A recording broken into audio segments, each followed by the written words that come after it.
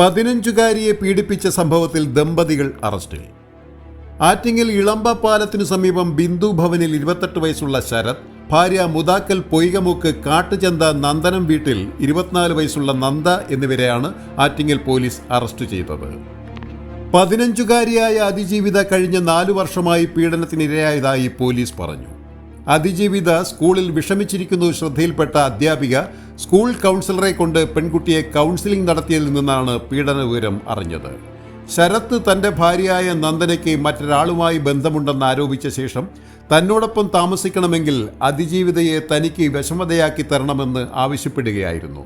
നന്ദ അതിജീവിതയെ പ്രലോഭിപ്പിച്ച് തൻ്റെ വീട്ടിൽ വരുത്തി പീഡിപ്പിക്കുകയായിരുന്നു.